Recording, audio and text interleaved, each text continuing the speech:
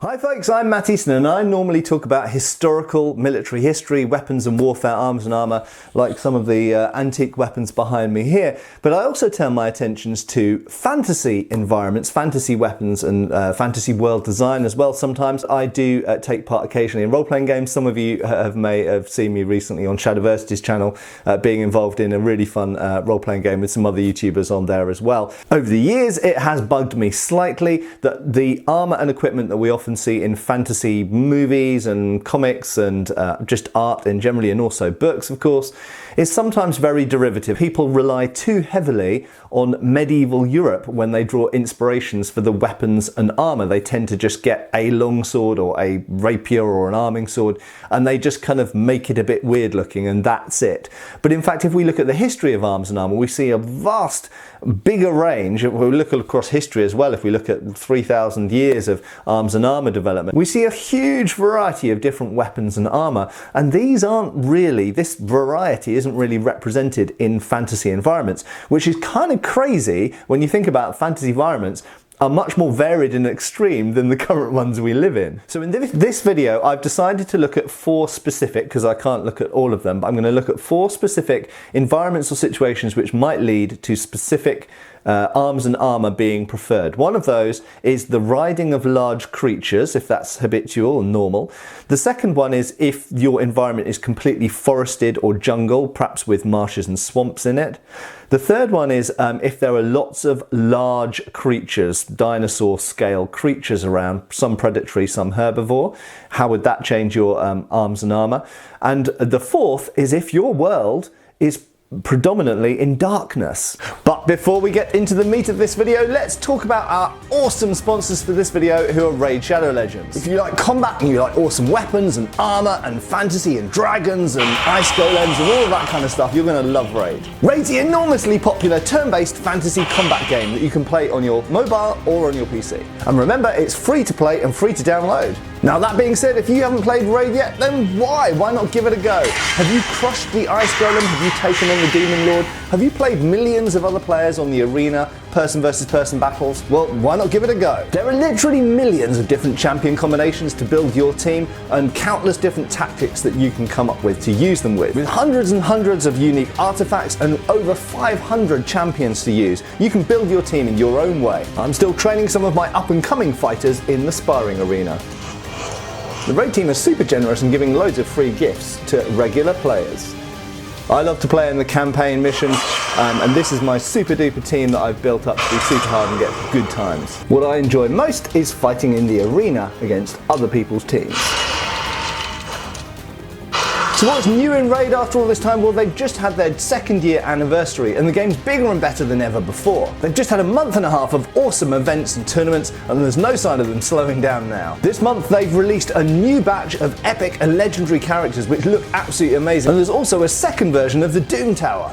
That means new rewards, new gear to win to customise your champions, but also two brutal looking bosses to take on, the Celestial Griffin and the Eternal Dragon. I can't wait to dive in and try and take them down. With all the updates and new features, the game's never been better, and with all the events, tournaments and free gifts available, it's never been easier to get started either. So if you want to get a huge head start in Raid, all you have to do is go and click the link in my description below or scan my QR code. And you'll get your free epic champion, Jotun, who's amazing for Doom Tower, as well as 100k silver, 50 gems and the 3 ancient shards, so you can summon awesome champions as soon as you get into the game. And once you've joined, all of this treasure will be waiting for you up here in this treasure chest or inbox. These rewards are only available for new players and only for the next 30 days. You can find me under the name Captain Context, and if you're quick enough you can join my clan. And it's that easy! So click the description below, it's free to download, free to play, or scan the QR code and I will see you in game. So thanks for sticking with me. Now back to these consideration of what weapons, armour and equipment might we see evolving, naturally evolving, in these four specific fantasy environments that I've picked on. One, if riding large creatures is completely normal and kind of everyone does it. Secondly, if you're in a forest or jungle and there's perhaps swamps and that kind of stuff around. Third, if there are a lot of very large creatures around, dinosaur scale, like sauropod scale creatures around of some sort, some predatory, some herbivore. And fourth, if you're predominantly in darkness. Well, let's look at the first one. I think riding large creatures is an interesting interesting thing, because we're used to weapons. So in our world, what we ride are predominantly either horses or camels, okay? Horses, of course, are by far the most common thing to ride, if at all. And you've got to remember that lots of cultures in history who've developed arms and armour didn't really ride horses. Some only had access to small ponies, not the big horses that we're used to now, many of which have been bred by humans, of course. So the very large creatures, sort of elephant scale, so or bigger. So if you ride an elephant, well, let's look at people who rode elephants into battle. What weapons did they use? Well, the first thing we notice is that an elephant is not a very easy creature to fight from the back of. The elephant itself can fight, and it is a formidable weapon. It can break down fortifications, it can pull up trees, it can smash, into cavalry and disturb other, horses. It can smash into infantry blocks and this kind of stuff. So it's an incredibly potent weapon by itself. And we're assuming that that's the case in this world. But if you're going to fight from the back of those creatures, then the weapons that you choose are going to be able to, they're going to be able to have to reach either other people on those creatures or people on the ground. Then what we often see, certainly with elephants, is essentially a castle box on the top of the elephant, from which there are a number of people. Because remember now, your large creature, and whether it's a dragon or some other sort of, could even be a bipedal kind of ogre type creature in your fantasy environment, but if it is a really big creature, then that's your main weapon rather than the weapons you carry, as I mentioned. But if it's a really big creature, then you can fit multiple people on it. So don't necessarily think about a dragon just being ridden by one person, because why would you only put one person on a dragon? Because what weapon it's no use if that person on a dragon has got a sword, because they won't be able to reach anyone. And the dragon's their main weapon anyway. Their main priority has to be controlling the dragon. So I think what you actually are likely to get is much like we see with chariots, where you have a team of horses, or much like you see with elephants, where you have a box on the top, a howdah, as it was called in India, incidentally, with a group of people in it. And you would have a mixture, much like a war wagon, you would have a mixture of people in that box, which is protective, incidentally, and provides protection to the people on that creature and helps keep them on it. Very important as well, so they don't all need saddles. They can just sit in the box, and maybe there'll be loops they can tie themselves to, and this kind of stuff. But you'll have probably one with a missile weapon, probably even most of them with missile weapons actually. Bows, crossbows, guns, things that can be operated relatively easily from this fortified position. And you would probably need one or two people with pole weapons, I would suggest. One with something like a pike, one with maybe something like a flail or a halberd, something like this. So similar to what we see in Bohemian war wagons, is my opinion. So there we go. I think, and not getting into the specifics of what those bows and pikes and halberds might look like, because that might depend on various factors, but I think that actually that's what we would see evolve in that environment, is actually people fighting from fortified positions on the top of these large creatures. And you'd need a driver, incidentally, as well. You'd need, much like the mahout on the elephant, you'd need a driver who's basically steering and controlling the animal, and probably has some kind of weapon for defending themselves, but also for controlling the animal if needs be.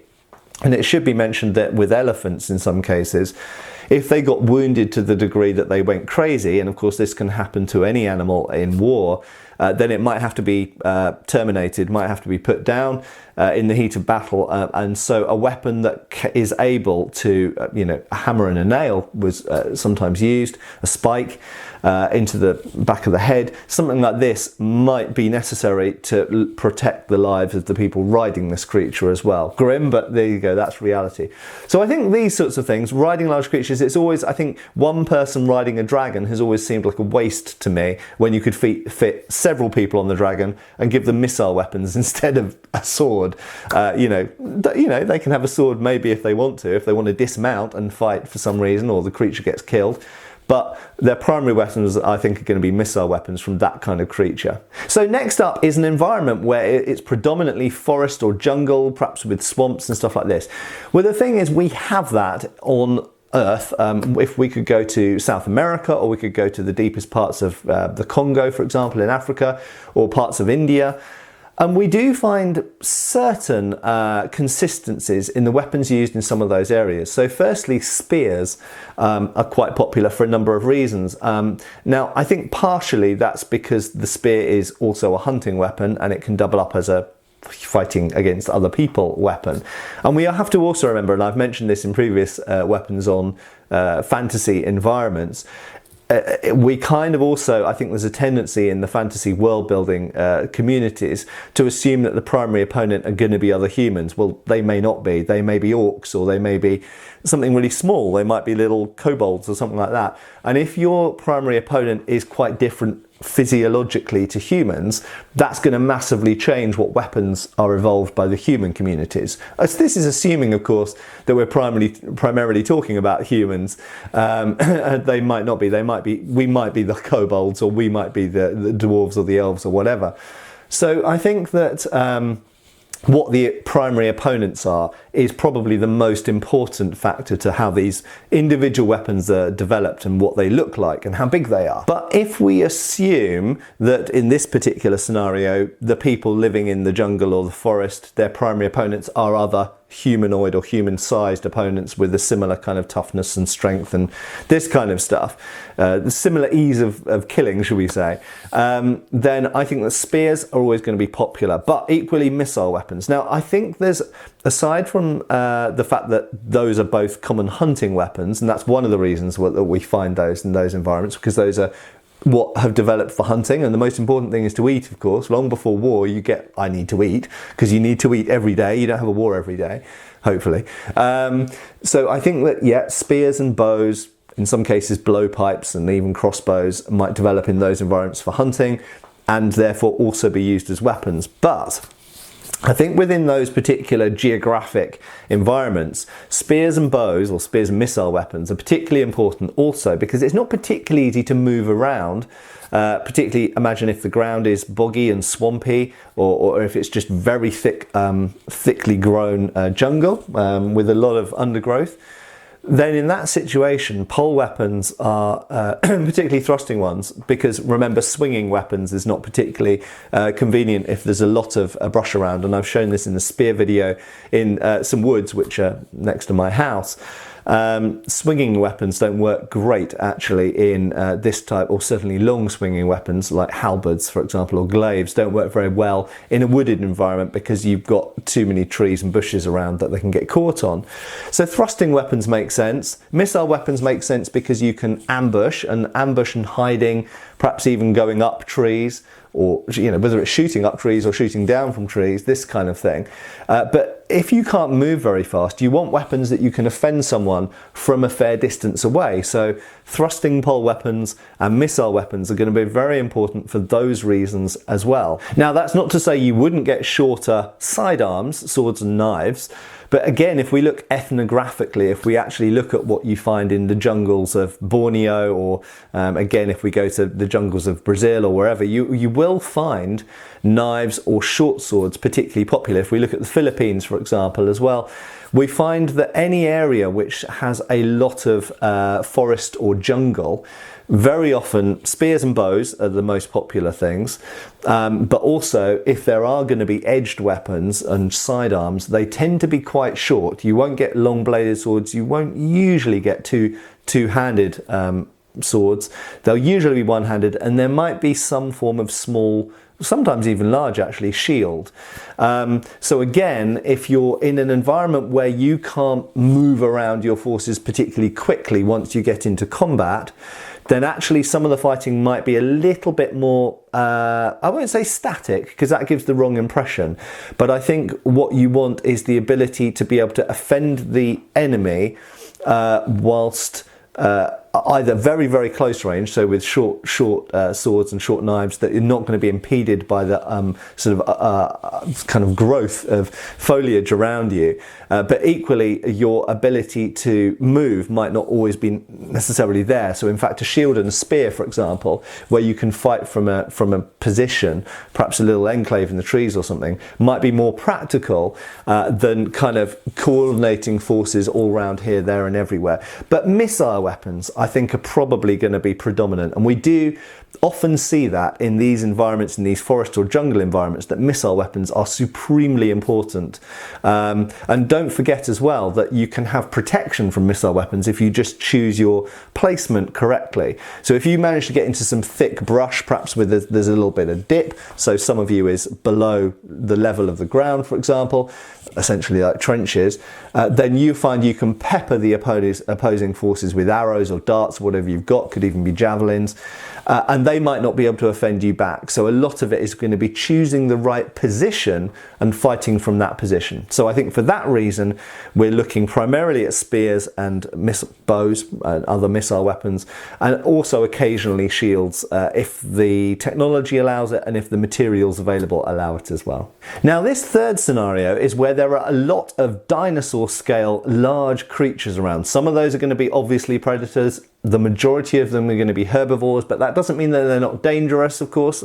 And bear in mind that you probably, if you're any kind of intelligent species, you're probably yourself a predator in that environment. So I think for most people it's probably easiest to imagine this if you think about dinosaurs. Okay, so say there's allosaurs around, there's stegosaurus, there's various types of sauropod. You're probably going to prey on the smaller herbivores for the most part. It's going to be difficult for humans for the most part to take on massive sauropods. You could do it by entrapment and perhaps even driving them in some cases, or perhaps the intelligent species would be more of a scavenger role, and they would come in and gather meat from things that have been killed by large predators like Allosaurus or whatever. But you're going to have weapons that have evolved in that environment to protect yourself from the predators, to some degree protect yourself from some of the more aggressive herbivores, perhaps angry stegosaurus and things like this, but also to prey on some of those creatures as well.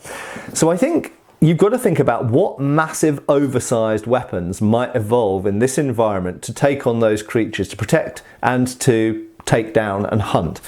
And I have addressed this point in a previous video, and I think that one of the things which might evolve, I'm going to start out with one of the most wacky ideas here, is a multiple crewed, in other words, with a multiple crew of people operating it, hand weapon. So for example, a multi-person pike, okay? Kind of like if you cross the idea between a pike and a battering ram. And I genuinely think if hunting something, you know, bigger and more robust than a mammoth, for example, then why not have three burly guys on the back end of a really stout, heavy, thick pike? It could work, and then you have a group of people. So say you've got 15 guys in your hunting party, and you have three people on each of these very stout, essentially stakes, big wooden stakes. And what you can do then is you can get around something like a stegosaurus you've got your 5 groups, you can get around, you can herd it with these things. Yes, it'll be turning around and lashing its tail around and this kind of stuff, but you can herd it, and with 3 of you, you've got an enormous amount of stability, okay? And you can herd the thing, get it into a corner or against a tree or something, and you can give it a good old run up. You can maybe have 3 of the groups sort of detain it and keep it where it is, while the others get a good old run up, enough force to penetrate and stab the creature and kill it. Now, are these weapons? Well, these are hunting tools, aren't they? And undoubtedly there would have been some preparation involved in these hunting and gathering exercises as well. You might be digging pits and putting spikes in those. You might be trying to drive it off the edge of cliffs, as we know was done with bison sometimes in North America. So there's various, and mammoths as well. So there's various different things that you could do about the environment. There's various weapons you could develop to hunt these very large creatures. Perhaps even superpowered missile weapons, perhaps torsion-powered ballista type things, or things like gastrophetes, or these things we see as siege engines. Perhaps they would develop things like this for hunting.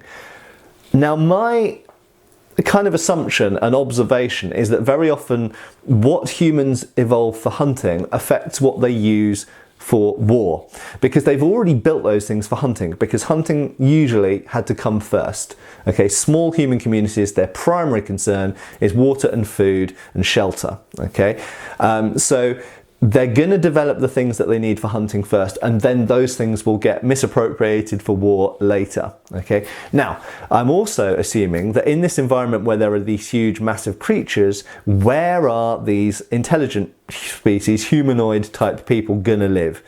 Well, they're probably going to live perhaps in caves. Perhaps they might build fortifications of sorts. Perhaps they might enhance natural features of the environment. So we might get early siege warfare. So despite the fact that they're tribal and prehistoric people, they might develop fortification more rapidly because they need to protect themselves from these creatures. Things like Allosaurus, just build a palisade. If you build a stout wooden palisade, Allosaurus is probably not a particular worry to you, especially if you get bowmen up on the, perhaps, with poisoned arrows, this kind of stuff, or just big pikes. Allosaurus is going to be like, yeah, it's too much trouble. We're not going to go over there. That's where those horrible people are with those things that prod us, and we're not going to go there. We're going to hunt the sauropods over there. So I think the fortification would be a thing. But I do think that these people are going to develop more conventional sized weapons for dealing with other humanoid opponents when the need arises. Because the fact is, these multi-purpose pikes, the fortifications will be useful, of course, against other humans. And if we go to New Zealand, for example, where the Maoris developed very complex fortifications very quickly in response to gunpowder. So they had fortifications previously, but they very quickly changed how their fortifications were designed to deal with muskets arriving, the so-called musket wars in New Zealand between different groups of Maoris. So, and that later became very useful against the colonial Europeans as well. So absolutely, people can evolve fortifications very, very quickly if it's necessary. And I think in this environment, it would be necessary. But yes, I do think more conventional weapons, so standard bows, standard spears, perhaps if they've got access to mining and metal and various sorts, but in an earlier period, flint tipped, or perhaps even using as well this is an interesting thing when we've got a creature like Stegosaurus or Allosaurus or various sauropods around. Many of them have bits of their body that can be used for weapons. So teeth, horns, spikes off tails. Now, armor. This is a very interesting thing. So I think that if you were in that environment and you had access to the sort of organic materials that are available from these very large creatures, whether they're dinosaurs or something dinosaur-like, you're probably going to use some of that, not only for weapons, but also for armor. And I do think it would be super, super useful. Now, if we take something like an Allosaurus, wearing armor might not protect you against an Allosaurus bite because of the power of the bite. It would just crush you. But that being said, it would probably greatly enhance your survivability if you had a whole group of people with your giant pikes or whatever you're using, and they all had some degree of armor. So I do think that in this sort of dinosaur world environment, the armor would possibly develop more quickly because it would be more useful. And if you're getting bumped and knocked around by these large creatures, I think having something like a cuirass and a helmet would hugely increase your survivability rate. So there's some sort of ideas. Obviously, you could take this in whichever direction you would like to, but I think that multi-person weapons, very large weapons, more powerful missile weapons that we might think of as siege weapons that are actually used for hunting and defense, and armor developing far more early and in different ways to prioritize essentially percussive damage, crushing damage, this kind of thing. So I think you'd end up with drastically different types of fortifications, different types of human interaction, probably more collaboration between humans actually, because they would have to survive, and probably less conflict, although humanoid species do tend towards that.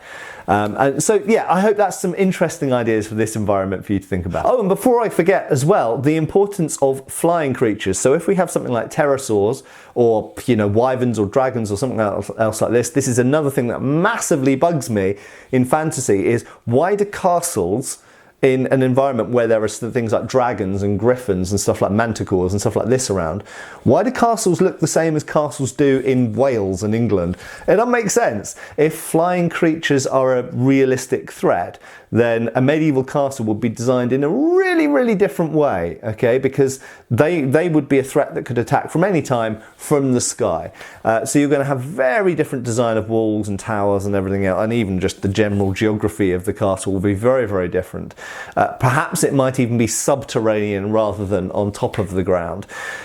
And this would be the same in a dinosaur world if predatory pterosaurs were a problem. And I don't think they would be. I don't think probably most pterosaurs that we know about would be likely to try and prey on humans, especially if they'd learnt pretty quickly, like predatory birds have done, that humans are bad news and quite dangerous. I think they'd probably stay away. But if there was one or two types of pterosaurs that were particularly big, then indeed I think you would have certain types of protections on any fortification or homestead or village or anything else to protect from them coming down, even if it was just lots of spikes pointing upwards, perhaps netting covering this kind of thing, but something to keep them away. So the final fourth environment I think is possibly the most wacky to contemplate, and I have never read or watched a fantasy environment or world where the predominant amount of their time is spent in darkness. I think the only possible exception I can think of are the Dark Elves,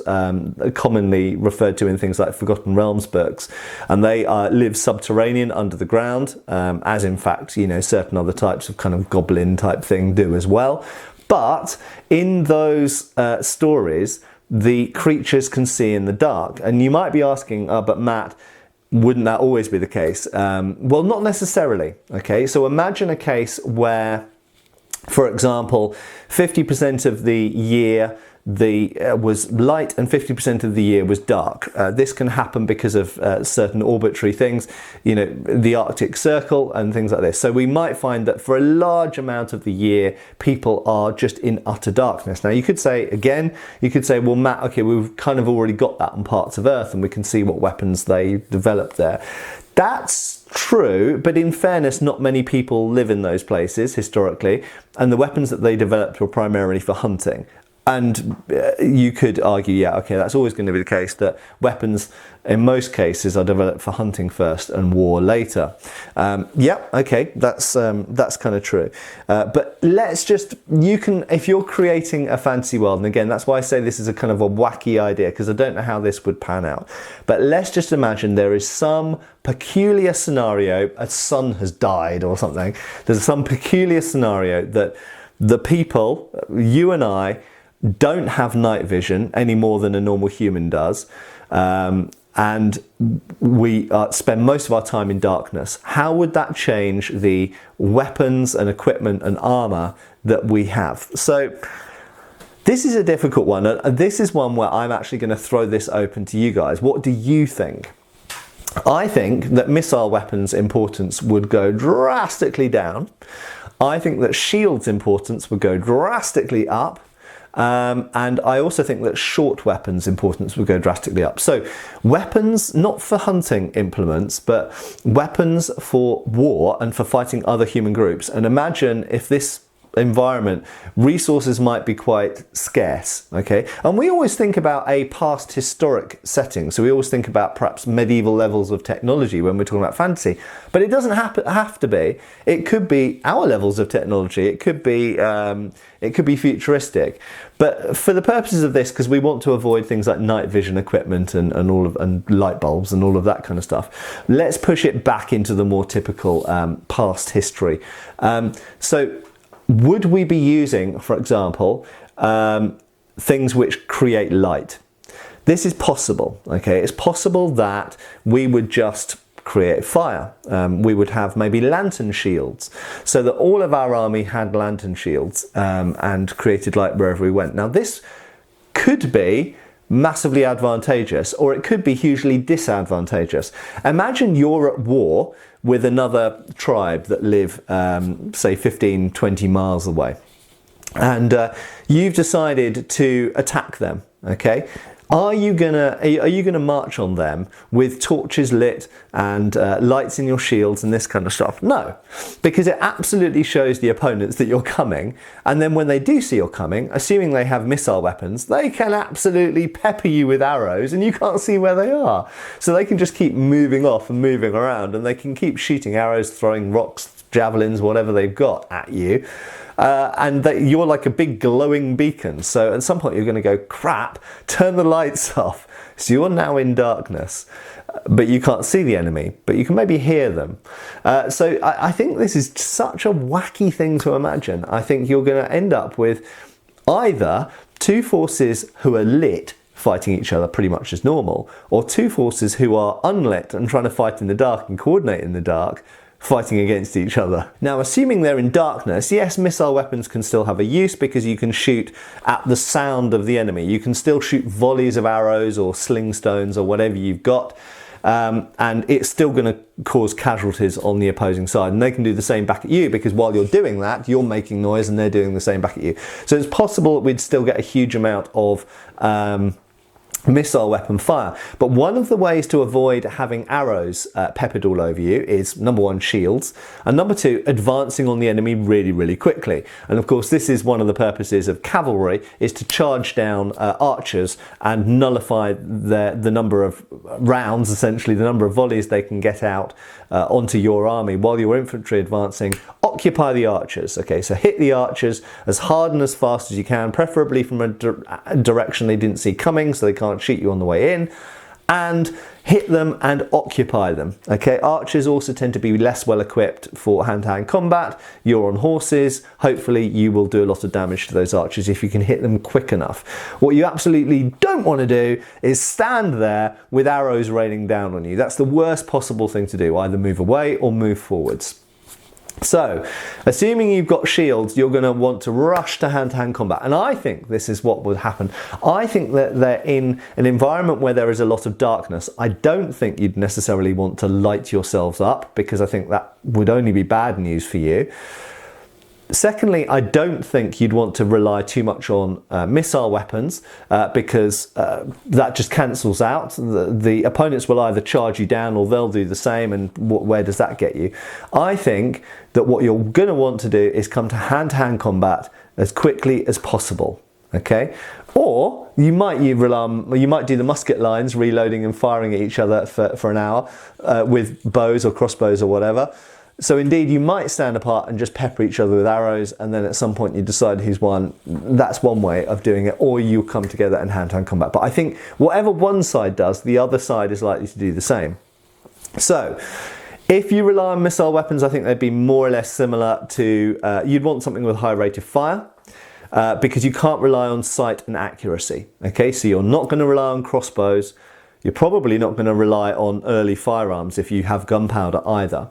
I think bows are the best option because they've got the highest rate of fire or rate of shooting available. Okay, so you're going to want very, very vast volumes of arrows, and probably whoever can shoot the biggest volume of arrows in roughly the right area is going to win. So that's missile weapons sorted. For hand weapons, well, if you're rushing into close combat, and bear in mind that you probably will have come against opponents at some point who do throw missiles at you, or shoot missiles at you, I think you're probably going to want to develop good levels of armor quite quickly. You're probably going to want to develop shields, like first, before anything else, probably large shields, probably something along the lines of a Roman testudo. It's also the easiest way to keep your troops together as well, if you're that closely packed next to each other. And I think the close combat weapons are going to be things which pack a lot of punch and hit hard and don't necessarily have to rely on accuracy. So if you're dealing with armored opponents, yep, you can stick a sword into a gap between armor, but swords aren't very good against armor. Spears require accuracy and sight. Spears aren't very good. So I think there's going to be a big reliance on maces, axes, and hammers.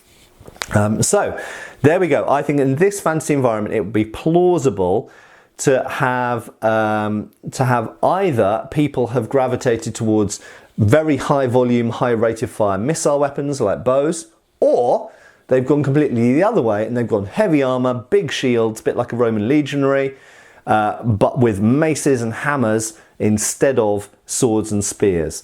And I think they're going to come to very close combat so they can almost feel their way in the combat rather than see their way in the combat. But you also, if you're creating a world like this, think about how signals are sent, for example. There's going to be nothing site-based. There'd be no point in having banners, would there, or flags. So everything's probably going to be sound-based. So you'd probably want commands or musical instruments, drums or trumpets or whatever, horns, that are unique to your tribe or your group of people and give unique signals that the enemy don't understand as well. That's going to be super, super important for coordinating your armed forces in the dark. So I hope this has given you some kind of wacky, off the wall, out of the box thinking on fantasy world building, arms and armor.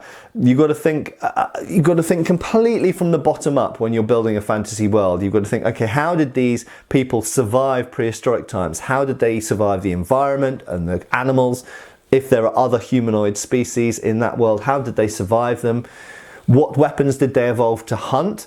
And then how would that influence the weapons that they evolved for war? And I think it's a really, really fun thing to do. And if you're really bored and you've got nothing to do, why not do it today? Create a fantasy environment. Okay, you don't need to think about the whole world because you'll get different geographies all around the world and different weathers and different landscapes and this kind of stuff. But just go, okay, I'm living on, is it an island? Is it surrounded by sea? Is it surrounded by other land? What is the landscape like? What's the foliage like? What's the fauna, the animals like? Are they, and then from that build up, okay, what is my species like? Do we have 2 arms and 2 legs? Okay, you decide all of that kind of stuff. Then you decide, okay, how do they hunt? How did they survive? Where did they live? How did they keep warm? And your intention might be to create a fantasy world that's set in something like medieval level of technology. But why not start at the very beginning in prehistory, work all the way up, and you might find that through divergence of different needs and requirements, you end up with arms and armor in a medieval technology level that looks wildly different to medieval Europe. So therefore very different to what we see in things like Lord of the Rings or Game of Thrones. It might look very, very different to what we're typically used to seeing in fantasy. And that could be a lot more interesting and make your fantasy world far more alien and interesting and compelling than a typical generic derivative medieval fantasy world. I hope this has been thought-provoking and interesting. Thanks for watching. I'm always interested to hear your contributions below, so share those there, and I'll look forward to chatting to you down below and reading your thoughts. Cheers for watching, folks. Thanks for watching. We've got extra videos on Patreon. Please give our Facebook a like and subscribe if you haven't already. Cheers, folks.